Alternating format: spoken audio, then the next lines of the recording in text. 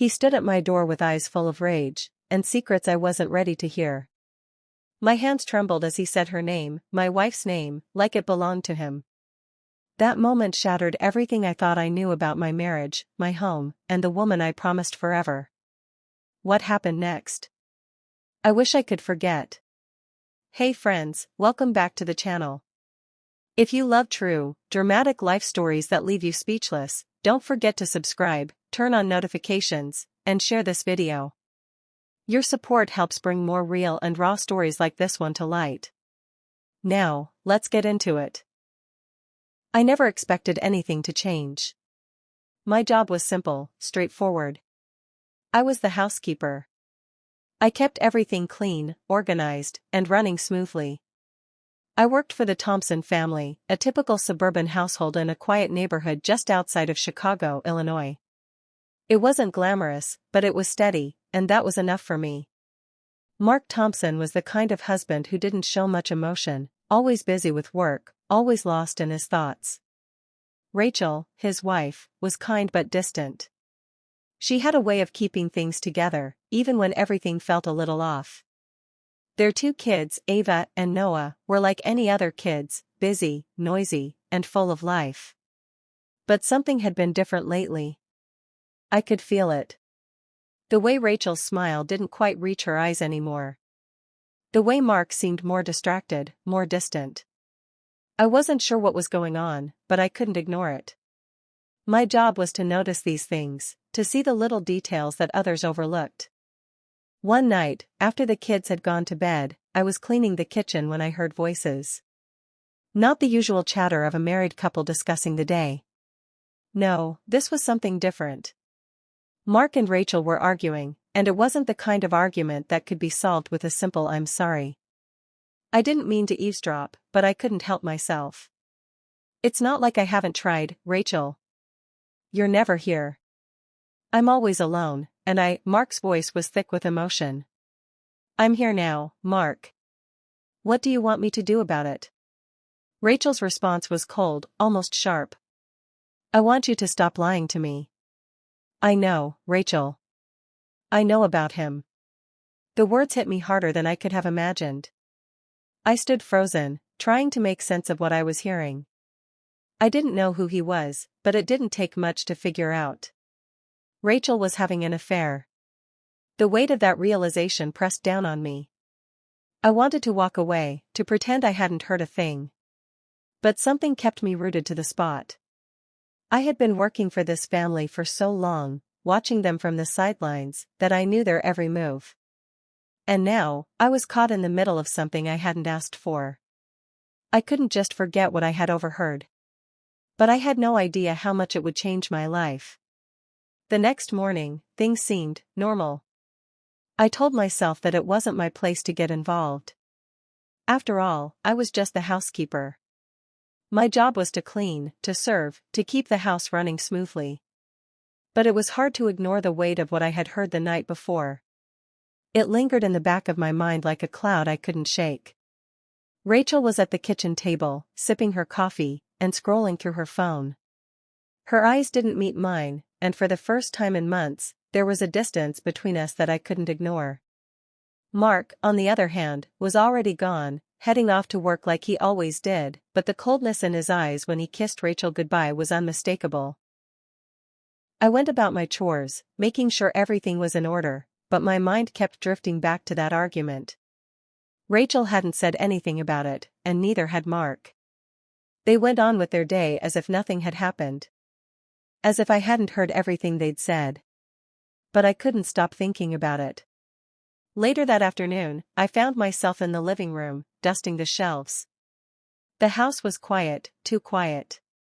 Ava and Noah were at school, and it felt like the calm before a storm. I could feel the tension in the air. Something was off, and I couldn't place it. It wasn't just the argument. It was the way Rachel seemed to avoid me now. She didn't make small talk the way she used to.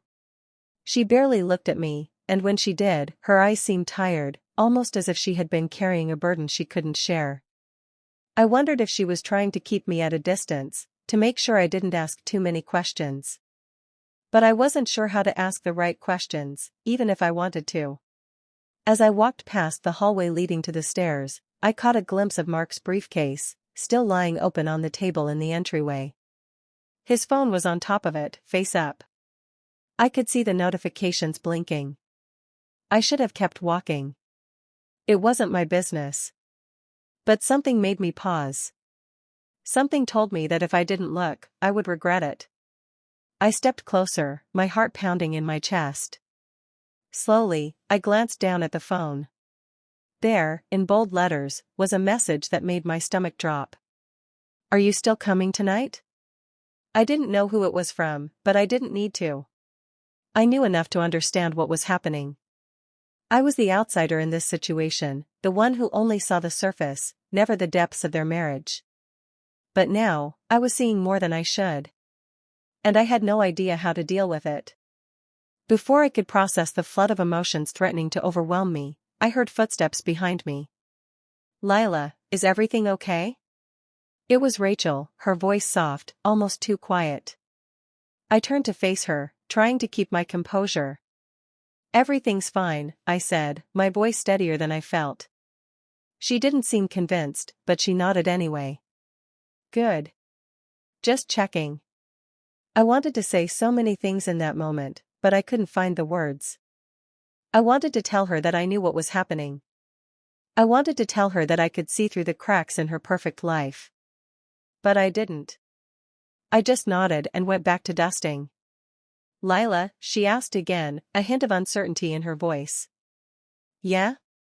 Rachel hesitated, her lips trembling for a moment. "Thank you, for always being here. I don't know what I would do without you." There was sincerity in her words, but I couldn't shake the feeling that something deeper was at play. I wanted to believe her. But now, I couldn't help but wonder if her gratitude was masking something darker. Something that could tear everything apart. That night, after the kids were in bed, I heard the unmistakable sound of a car pulling into the driveway. It was a little past midnight, and I could hear the low hum of voices. My curiosity got the better of me again, and I found myself standing by the window, watching as Mark stepped out of the car, his posture stiff, his face shadowed by the dim street light. He wasn't alone. There was a woman with him, her silhouette barely visible in the dim light. They walked toward the front door, her hand lightly grazing his. I couldn't hear what they were saying, but the way they moved, together, but distant, made my stomach churn. I don't know how long I stood there, watching them, but I couldn't tear myself away.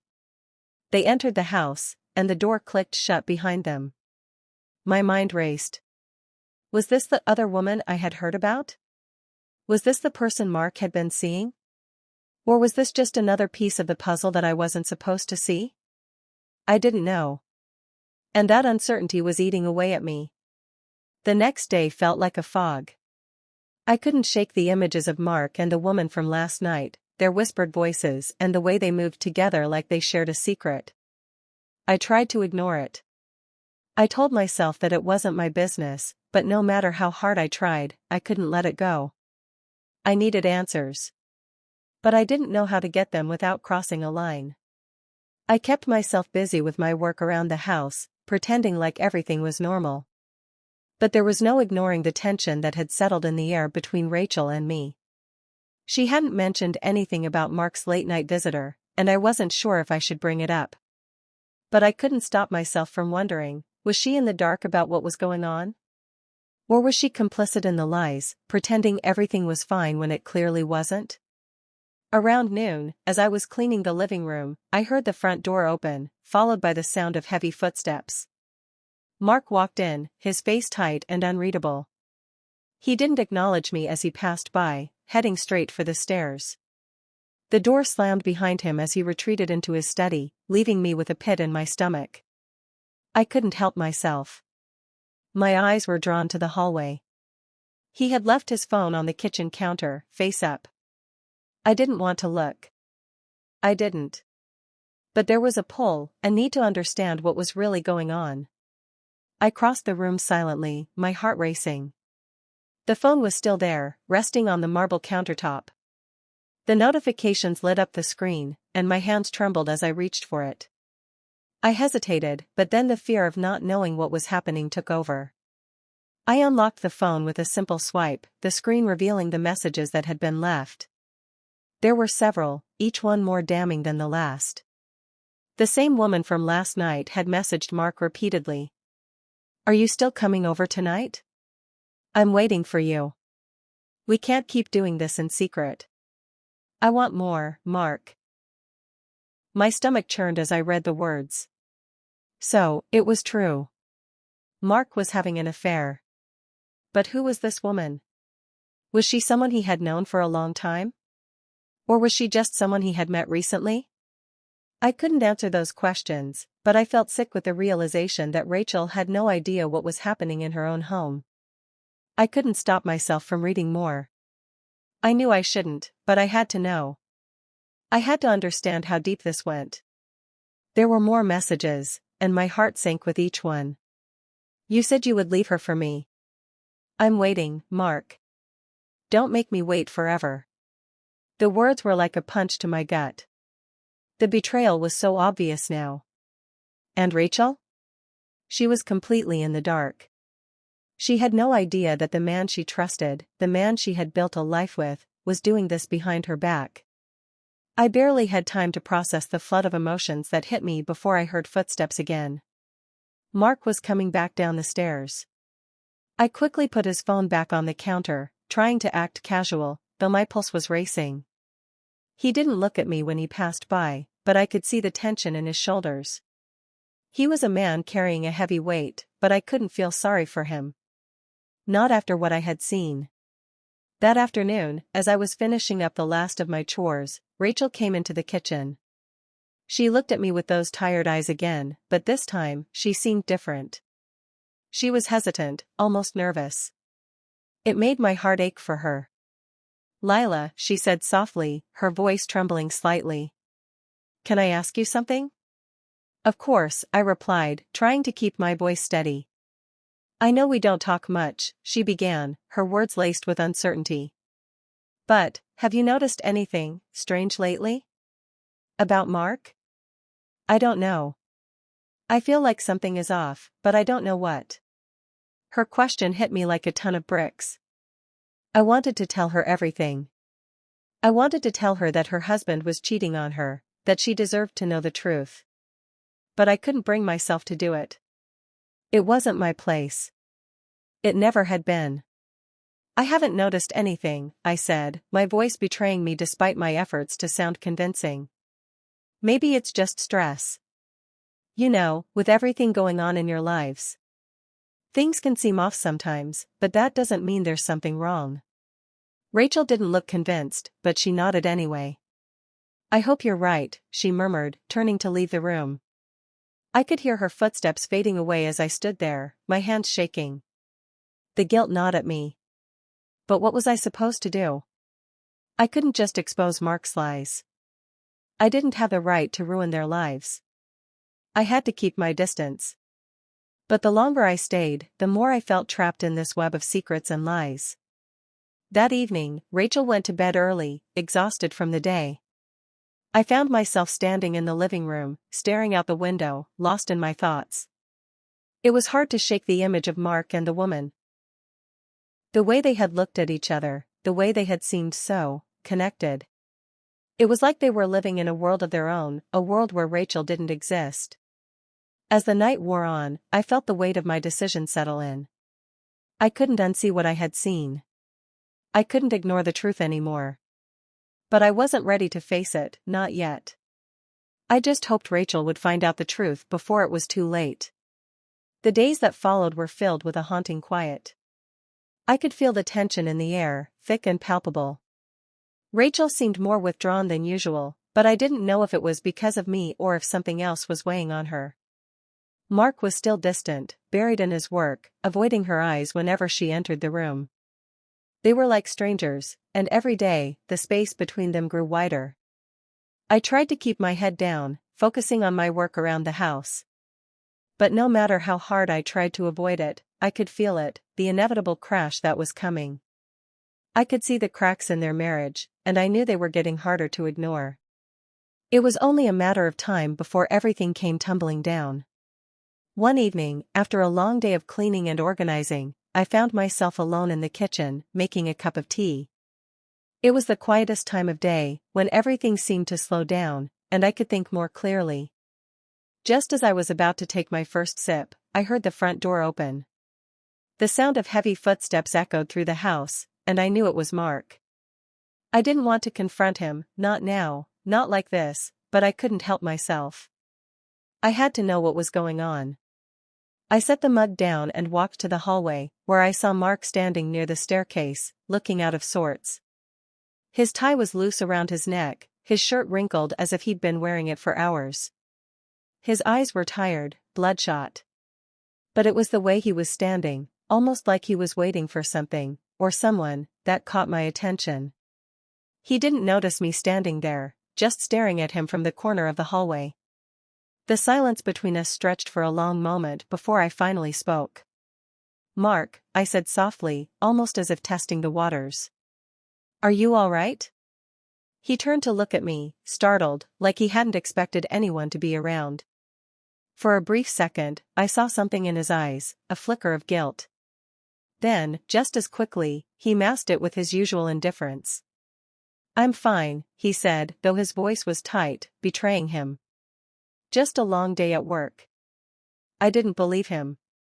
I didn't know what had been happening, but I could feel the weight of the lies hanging in the air between us. I couldn't let it go anymore. I had to know. "Mark," I began, taking a step forward. "Is there something going on between you and Rachel? Something more?" He shifted uneasily, his jaw clenched. I could see his fingers twitching at his side like he wanted to say something, but the words wouldn't come out. Finally, he took a deep breath and spoke, his voice barely a whisper. "Rachel and we're going through something right now. It's complicated."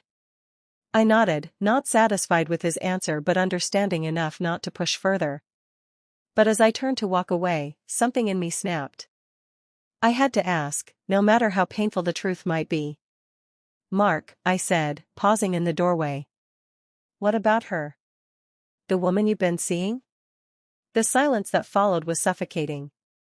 His eyes widened for a fraction of a second before he quickly looked away, his face draining of color. "What woman?" he asked, but I saw the lie in his eyes. I didn't answer him. There was nothing more to say. I knew everything. I had seen the messages. I had seen the betrayal with my own eyes, and now I knew the extent of it. I left him standing there, rooted in place, unable to mask the shame anymore. Later that night, as I was finishing up my chores, Rachel walked into the kitchen. I could tell something was off. She was standing a little straighter than usual, and her eyes had that distant look again. It was like she was bracing herself for something, but I didn't know what. I pretended to be busy, wiping down the counters. But Rachel was always perceptive. She didn't miss a thing. "Lila," she said softly, her voice almost trembling. "I need to talk to you." I turned around slowly, nodding as I wiped my hands on a towel. "Of course, Rachel. What's on your mind?" Her gaze dropped to the floor as she walked closer, her steps hesitant. She stood in front of me, her fingers playing with the edge of her blouse, twisting the fabric nervously. I don't know how to say this," she said, her voice catching. "But I think I know what's been going on. I think I know why things between Mark and me haven't been right." My heart skipped a beat. Was she really about to ask me about what I had seen? I wasn't sure I could keep the truth from her any longer, but I had no idea how to say it without causing her even more pain. "I know about the woman, Lila," she continued, her voice low and filled with sorrow. "I found the messages on his phone. I confronted him, but he denied it. He said it was nothing. But I can't shake the feeling that something is wrong." I swallowed hard, my throat suddenly dry. I wanted to comfort her, to tell her that everything would be all right, but I knew I couldn't lie to her. I had to tell her the truth, even if it shattered her. "Rachel," I began, my voice trembling, "I saw the messages too." I didn't want to get involved, but I couldn't ignore it. She looked up at me, her eyes filled with hurt. You knew? Why didn't you say anything? I took a deep breath, my chest tight. I didn't know how. I didn't know how to tell you something like that. Rachel closed her eyes, tears brimming on her lashes. I thought I was crazy. I thought it was just me. But now I know. He's been lying to me. And I don't know what to do anymore. The weight of her words hung in the air, suffocating me. It wasn't just the betrayal of her husband, it was the heartbreak that came with realizing that everything she had built with Mark was a lie. I wanted to say something, anything to make her feel better, but there was no easy answer. All I could do was stand there, offering her what little comfort I could. The days after Rachel learned the truth were nothing short of a whirlwind. I don't think I fully understood the depth of what had just happened until I saw the impact it had on both of them, on Mark and Rachel. Their marriage, once so seemingly perfect, was now crumbling before my eyes, and I was forced to stand by and watch as they navigated the wreckage. I spent the next few days going through the motions, trying to keep up with my duties around the house, but my mind was never fully present. Every time I walked past Rachel, I could see the pain written on her face. She was trying to hold herself together, but it was clear she was falling apart. Mark, on the other hand, had taken on a defensive stance. He avoided Rachel at all costs, spending long hours at the office, hiding behind his work, or finding reasons to leave the house. When he did come home, he barely spoke to her, just enough to keep up appearances, but the silence between them was deafening. Looked like a man caught in the middle of something he couldn't control, in their his hands shaking as he tried to reason with her. It wasn't until one afternoon that everything came to a head. I can't believe you do this to me. I was upstairs folding laundry when I heard raised voices coming from the kitchen. You lied to my face. At first, I thought I was imagining things. I thought I knew you, and you'd been sleeping with her. I realized that it wasn't just a casual conversation. Mark's expression was one of guilt, but it was more than that. Something was happening. It was a mixture of anger and frustration. I rushed down the stairs, like my heart pounding in my chest, and peeked around the corner of the kitchen doorway. It wasn't supposed to happen like this. Rachel was standing near the counter, with emotion. Her arms crossed tightly over her chest. I never meant to hurt you. Her face flushed with anger. I love you. I swear Mark, I do. On the other H. But you love her too, don't you? Rachel's voice was sharp, like a knife. That's the truth, isn't it? You've been cheating on me for months, and I was too blind to see it. I felt like an intruder standing there in the doorway, my stomach in knots. I wanted to leave, to disappear, but I couldn't tear myself away. It felt like I was watching something inevitable unfold, something that was beyond repair. I made a mistake, Mark said quietly, his eyes meeting Rachel's for the first time in days. I never wanted this to happen. But Rachel cut him off, her eyes filling with tears. You never wanted this? You never wanted to hurt me? Then why didn't you just tell me the truth? Why didn't you just leave instead of destroying everything? Mark's face crumpled, and for a moment, I saw the man I used to know, the man who had always been so confident and composed. Now, he looked small, defeated. I don't know, he whispered. I don't know why. The silence that followed was heavy, suffocating. Rachel's hands trembled as she wiped her tears away, trying to regain some composure. She looked at Mark one last time, but this time, there was no love in her eyes. Only pain. I can't do this anymore, Mark, she said, her voice steady but broken. I can't forgive you. Not after everything. You betrayed me in ways I can't even begin to understand. Mark opened his mouth as if to protest, but no words came out. Instead, he stood there, motionless, as the weight of her words sank in. I'm done, Rachel whispered, her voice barely audible. It's over. As Rachel left the kitchen, I felt a wave of guilt wash over me. She had made her choice, she was leaving him. But in that moment, I couldn't help but feel that I had played a part in this disaster. I had known the truth all along. I had known about the affair, and I had kept it to myself. I never intended for it to go this far. I didn't want Rachel's marriage to fall apart, but I couldn't undo what had already been done. The betrayal had been set into motion long before the truth came to light. The next few days were a blur of emotion. Rachel packed her things, preparing to move out of the house. Mark didn't fight her on it. He just let her go, the man who had once been so full of life now lost in the ruins of his own actions. I watched from the sidelines, unable to help either of them. It was too late for that. The damage had been done. One evening, just before Rachel left, she found me sitting alone in the living room, staring out the window. The house, once full of laughter and life, now felt hollow. She walked in quietly, her footsteps soft against the hardwood floors. She didn't say anything at first, just stood there watching me. I turned to face her, and for the first time in days, she smiled, sad, but real. "Thank you, Lila," she said, her voice calm. "For being here. For not judging me. I don't know what I would have done without you." I swallowed the lump in my throat. "Rachel, I'm so sorry. I never meant for any of this to happen." She shook her head, wiping her eyes. "It wasn't your fault. Mark made his choices, and now we both have to live with the consequences." That was the last time I saw Rachel before she moved out.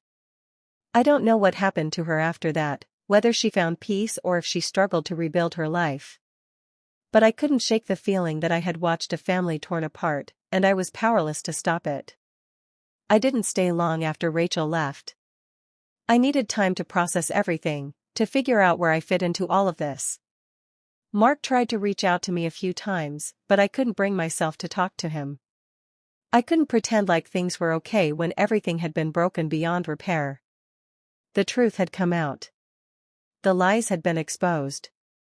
And now, everyone had to face the fallout.